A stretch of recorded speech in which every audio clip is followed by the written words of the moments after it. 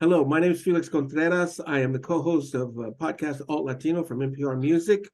I am also a friend of the Philadelphia Latino Arts and Film Festival. And on behalf of the Philadelphia Latino Arts and Film Festival, we want to welcome band leader, composer, pianist, and my pal, Arturo O'Farrill. Arturo, welcome, man. So beautiful to see you, Felix. And go Philadelphia, man. Latino Right? Film Festival. I love those words. Yeah. Let's put those words together a lot. We were talking about Watsonville. The Watsonville Film Fest also was one of the first to screen Fandango at Fandango at the Wall. Wow. Well, we're going to talk Yeah. about that. Yeah, just to let people know, we were talking about different ways to support the arts in the communities and different cultures and in different communities. So that's the mention of Watsonville. Okay, but we're here to talk about BronX Banda, Arturo O'Farrill in the Bronx. It is directed by Taylor Krause. It's a new film. First of all, tell us a little bit about the film. Well, the film follows the creation of a band that was actually the film follows the creation of a band and the recording of a band of the album. But the story of BronX Banda is actually this is really old. About 6 years ago, I was given a the no Casita Maria, the great sanctuary in the Bronx, the community center, was given a grant by the Doris Duke people to develop awareness in jazz, and they invited me to be the one to do it. And so whenever I hear Grant speak and lead kind of that kind of big deal, what I'm thinking is they want to bring people to jazz clubs or concert halls, and I said no. We're going to do concerts in the people's sacred institutions. And so we put together a world class group of musicians based or associated or affiliated with the Bronx, and we give concerts in bodegas, laundromats, car service repair stations. And we were doing this we did this throughout the year. That's how I met Ayodele Cassell, performing at the Hunts Point subway station. But I'll never forget the Maestro boxing ring, because I don't know if you know this, but the boxing rings are they bounce. Mhm. So we're sitting there playing, bro, and then action starts getting hot, and the whole band is bouncing up and down. And also, two other features was that I insisted that either they'd be Bronx-based musicians, but also that we collaborated that the stories, the songs, the compositions were based on oral histories of great Bronx citizens. So we composed songs about people that were like the founder of the Bronx Chamber of Commerce. I did a song for Olga, who sold heladitos in front of Casita Maria. I mean, we wrote music for all the great heroes of the Bronx, and then we did this for like 4 years, 5 years. I'll never forget too. I'll never forget me and Baba Israel in a bodega on Simpson Street freestyling to "I'll Take You There." A little piano. Bob Israel was going,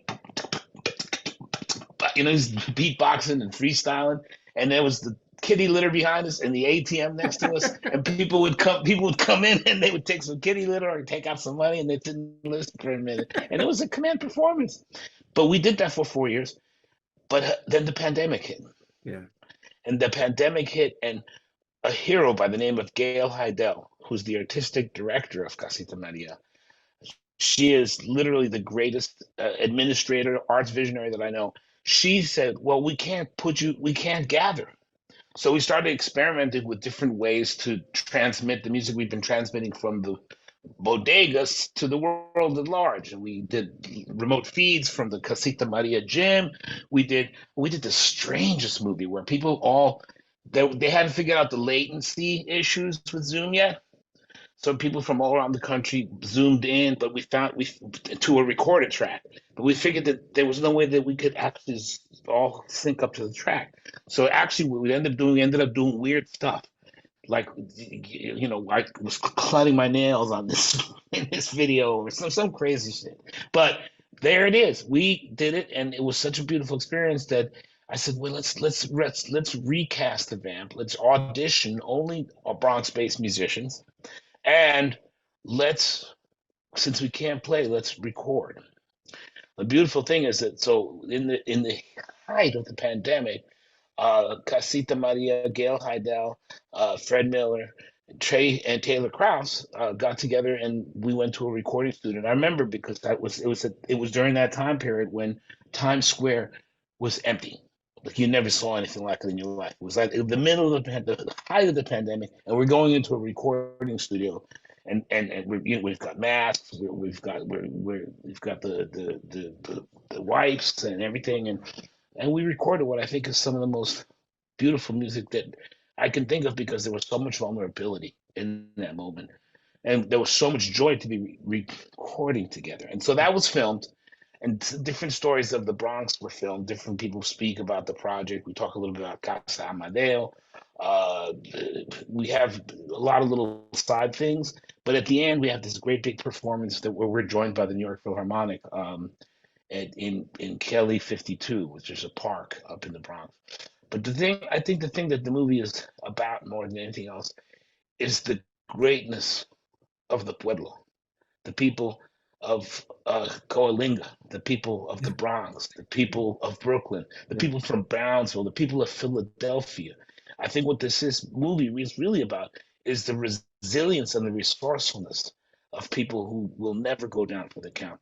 We will rise, we will rise, we will rise. Talk about your connection to the Bronx so people understand what the source is. The original connection to the Bronx was Machito. Machito and his wife Hilda lived off of the Cross Bronx Expressway. And so when I was little, I would go up there, hang out with Machito. I didn't, you know, I wanted to play with him in the worst way possible. My connection to the Bronx is old and old as old. All of the greats lived there at some point or another. But I just remember in particular Machito. My wife's mother lived in the Bronx. And she lived off before the Cross Bronx Expressway was built. Wow. I mean, the Bronx is just, it's a central theme. It's a central home to me. It's a place that all of my greatest musical heroes, Sal Cuevas, the great bass player Sal Cuevas was from the Bronx. All these beautiful people that I know. And so I don't know.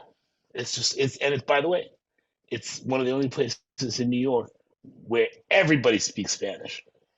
Everybody. You can literally spend the whole day communicating in Spanish, which I think is a beautiful thing. And and so it's also filled with history. It's a place that is central to the creation, evolution of New York. And it wasn't until Robert Moses bisected it with the Cross Bronx Expressway, it really lost a lot of like New Orleans when they made the highway that bisected the city in the name of progress. Sometimes we do things that destroy the lives of many.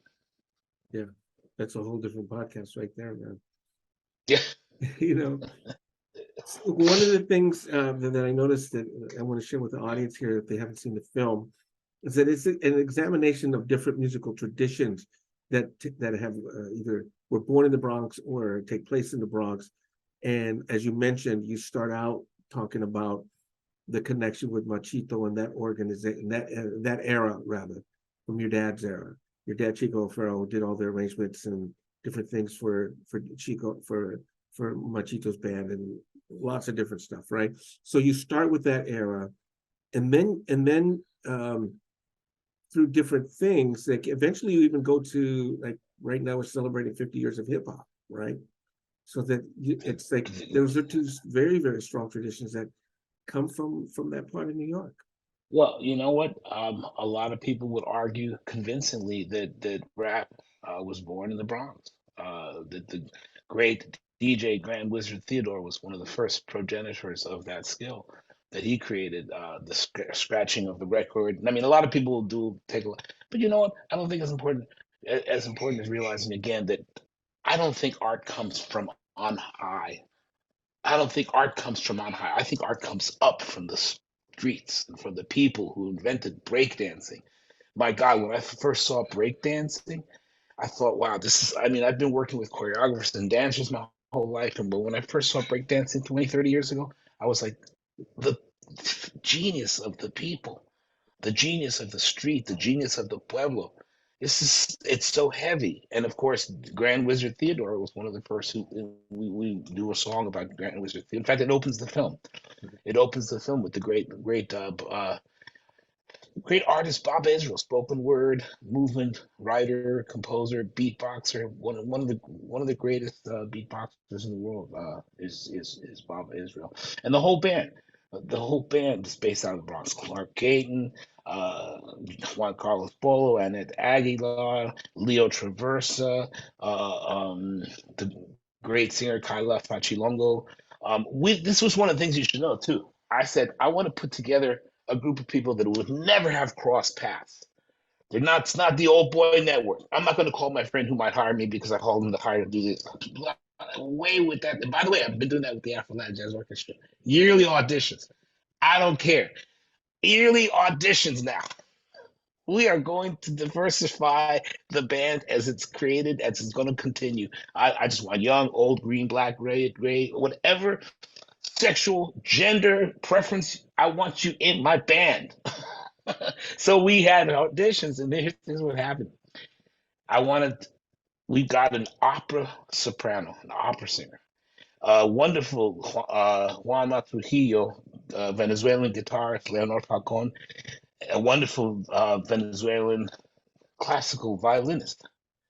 And then we had, of course, Clark Gayton, who's a very famous trombone player, who unfortunately has had a stroke, but he's coming around. But he played with Bruce Springsteen. I mean, he's Leo Traversa was one of the best bass players in the world. Man, we had just a great group of people. Juan Carlos Polo from Peru, but from such different classicals, jazz, hip hop. The wonderful Annette Aguilar, who is the percussionist, Puerto Rican woman. Well, no, I think she's not Puerto Rican. She's a woman from Honduran descent, I believe. Nicaragua. Yeah, Nicaragua. yeah, Annette Aguilar, who's one of the greats, one of the yeah, great ladies of yeah. Latin music, and California girl, and by the way.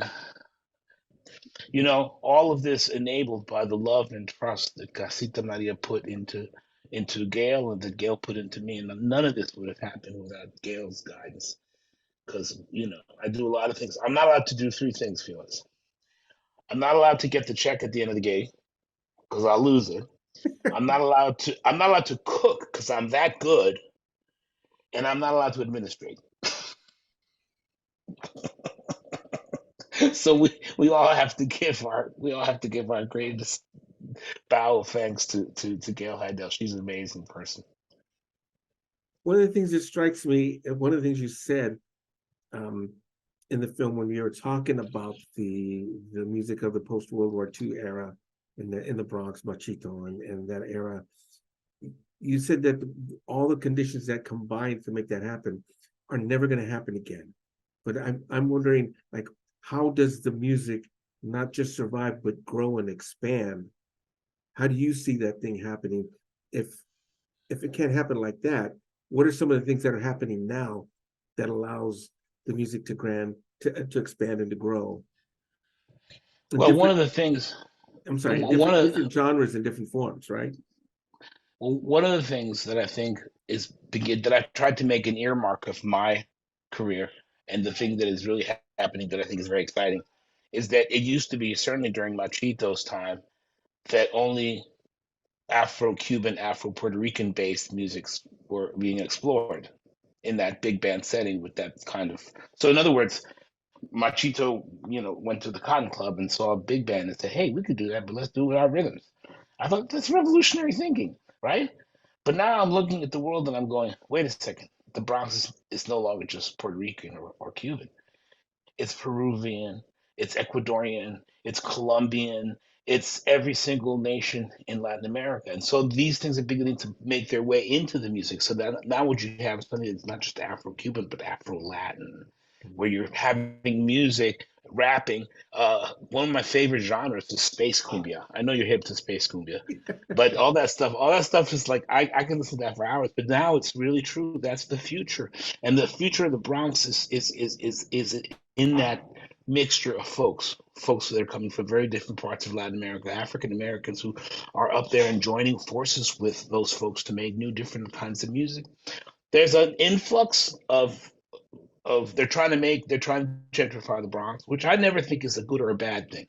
I don't think of these things. I think New York and Washington and all major cities, the one constant is change. Mhm.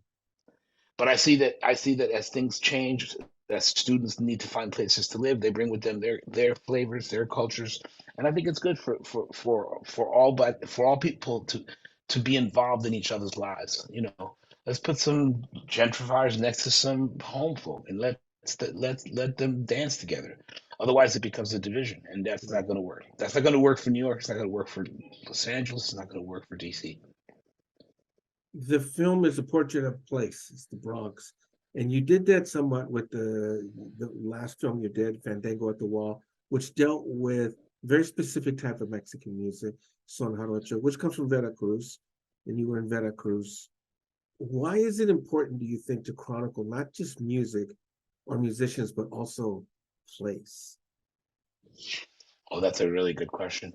Because I think geography plays a lot into the freedom and dissemination of culture. I think very much that the geography of Veracruz and the proximity of it to Cuba and the proximity of it to the North Atlantic slave trade, the proximity of those conditions to Mother Africa, the proximity of Mother Africa to the tip of Spain, the proximity of the tip of Spain to the Middle East to Asia, you know, the South Asia. And I mean, to me, the thing that matters is that people. I'll never forget this story. Bam, my bass player. He's not my bass player, but he's one of the great bass players. He was in the band for many years. He talks about going to Morocco and walking around the market and hearing a rhythm that he had heard when he was a child and seeing a female-led percussion ensemble playing this rhythm that he grew up with. And I think this is why the geography affects us. My old teacher, my mentor, Teofil Ruiz, once remarked that the worlds of culture can be defined to two kinds of people: straight back dancers and sway back dancers. He said that straight back dancers are often the northern peoples, and they're encumbered by clothing. So their music and their rhythms are a lot different than the sway back dancers, which are in the hotter climates, which maybe don't wear any clothes. So they sway their torso freely and gyrate wildly. And you know what? I think there's something to be said for the beauty of European music, for the majesty of African music, for the grace of indigenous music, for the incredible combinations that these things can happen, the grace that can happen when these elements mix together. And that I think is why geography is very important, you know. That is a great spot to bring this to a close, man. We just want to give people an idea, a little taste of what the film is about, what you're up to, and we want to encourage people to go out and see the film. It's called BronX Banda, Arturo O'Farrill in the Bronx. Taylor Krause is the director, and Arturo O'Farrill is the music director of the film as well, and featured in the film. So Arturo, it's always a pleasure to talk to you, bro. Oh, it's so good to see you, my brother. And much love to you and your beautiful family, your beautiful tribe. Same to you, bro. All right. Thanks again on behalf of the Philadelphia Latino Arts and Film Festival. Again, my name is Felix Contreras. We've been talking to Arturo O'Farrill, and have fun at the festival, folks. I hope to see you soon. Take care.